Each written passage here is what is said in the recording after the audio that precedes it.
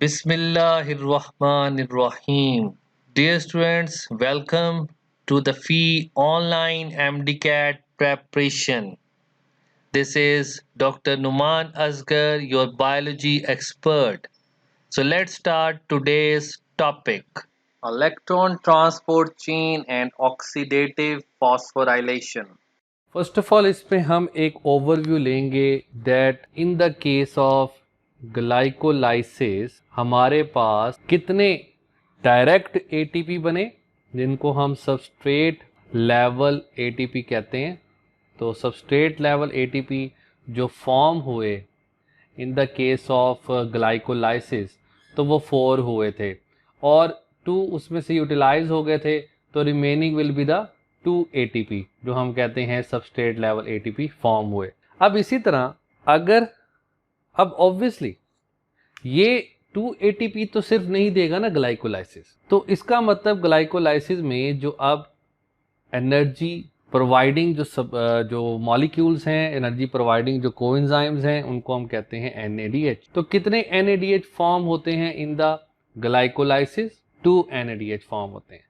So as we know 2 NADH will give 3 ATP, so it means 6 ATP this one।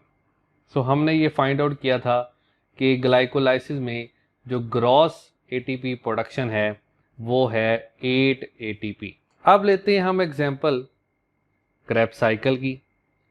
Krebs cycle में जो direct ATP बन रहे हैं substrate level ATP is just 1 in 1 turn and 2 in 2 turns.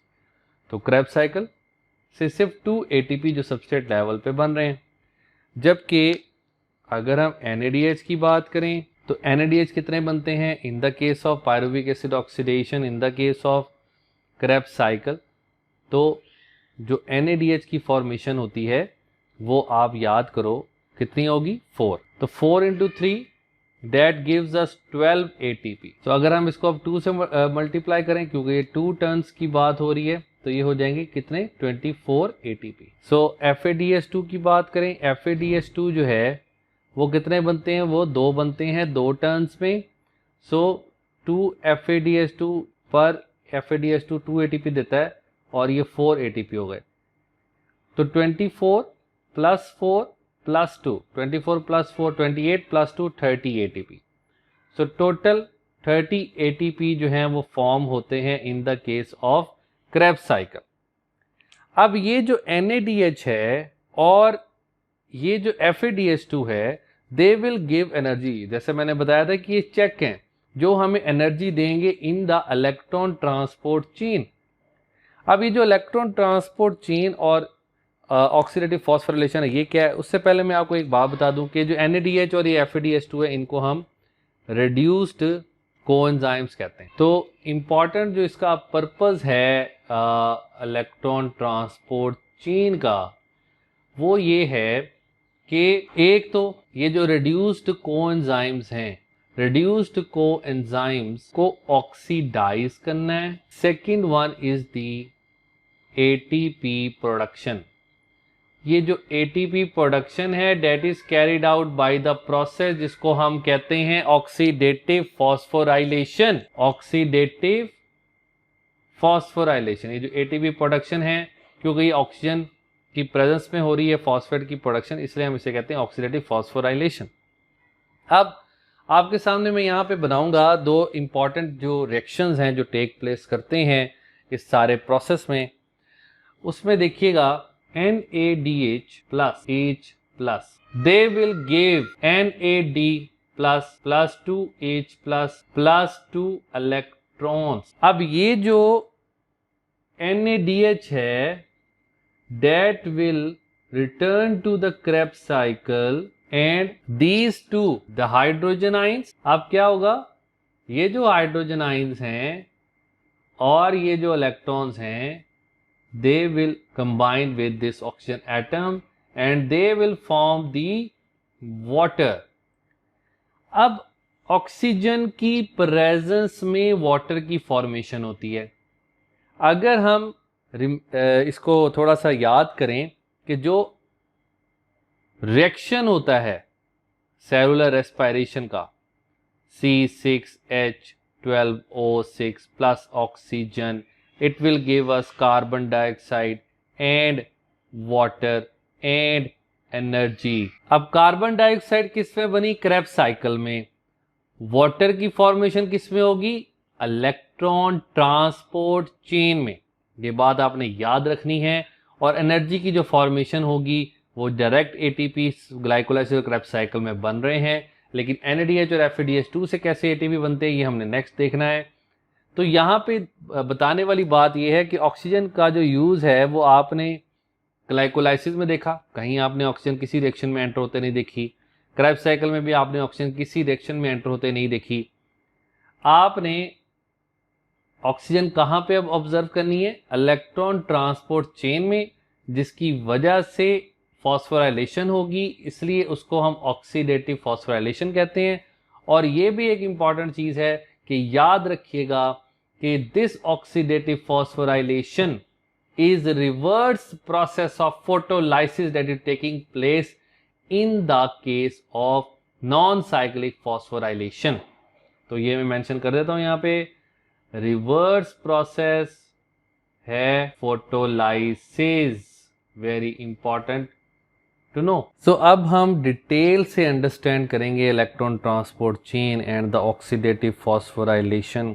इसमें बहुत सारी चीज़ें हैं जो अंडरस्टैंड होने वाली हैं। तो सबसे पहले तो ये बात कि जो ये इलेक्ट्रॉन ट्रांसपोर्ट चेन है, इसमें 4 कम्प्लेक्सेस ऑफ प्रोटीन्स जो हैं वो इन्वॉल्व होते हैं। इसमें सबसे पहला जो कम्प्लेक्स है, complex 1, complex 2, complex 3, these are the protein complexes. Complex 4, complex 1 में आता है फ्लेवोप्रोटीन, जिसको मैंने FP से रिप्रेजेंट किया यहाँ पे, this one. Coenzyme Q, this one. Cytochrome B plus C, these are.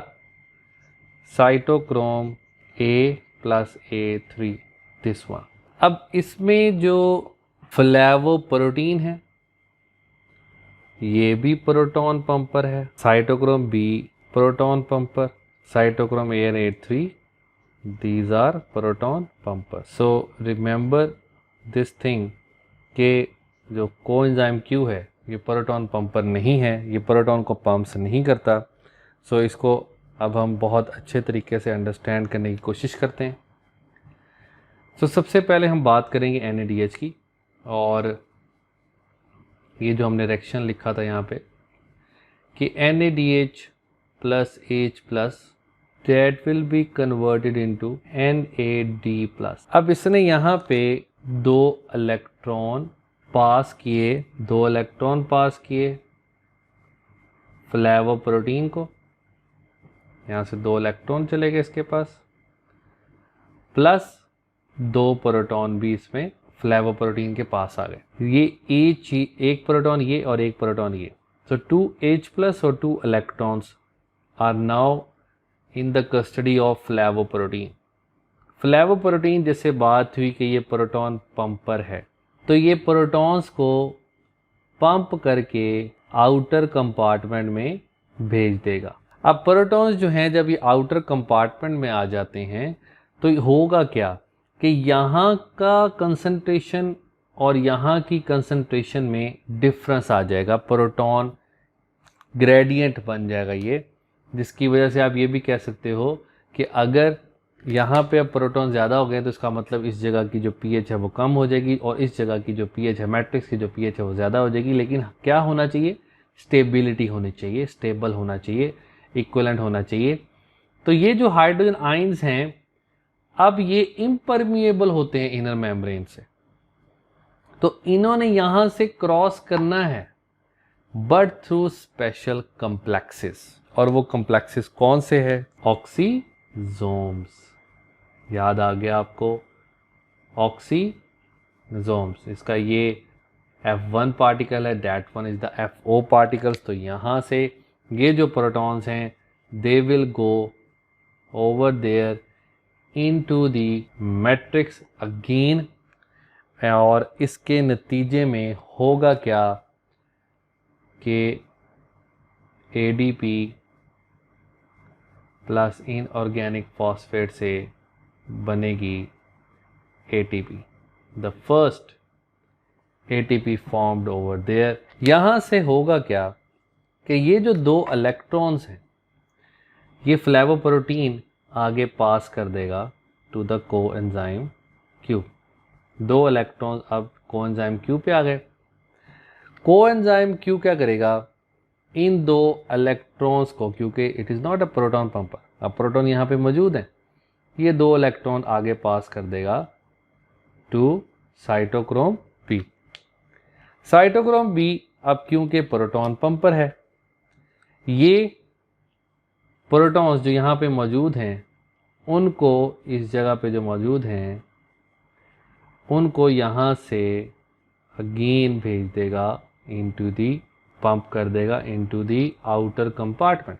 यहाँ से again the same process, the oxysomes over there, this one is the F0 particle and this one is the F1 particle, और ये इन protons को यहाँ से matrix में दोबारा भेज देंगे और जिसके नतीजे में again there is formation of ATP from adenosine diphosphate, ये बन गई सेकेंड ATP। इलेक्ट्रॉन्स उसी तरीके से मूव करके आ जाएंगे साइटोक्रोम C पे, लाइक दिस वन।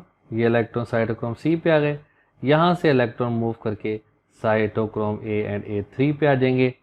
अब यहाँ पे नेक्स्ट स्टेप क्या होगा, ये जो प्रोटॉन्स यहाँ पे मौजूद हैं जिनमें अभी थोड़ा सा पोटेंशियल बाकी है, एनर्जी बाकी है, ये साइटोक्रोम A और A3 जो कि प्रोटॉन पंप्स हैं, प्रोटॉन पंपर्स हैं, ये इस प्रोटॉन को अगेन सेंड कर देंगे इनटू दी आउटर कंपार्टमेंट और यहाँ से again they have to come in the matrix.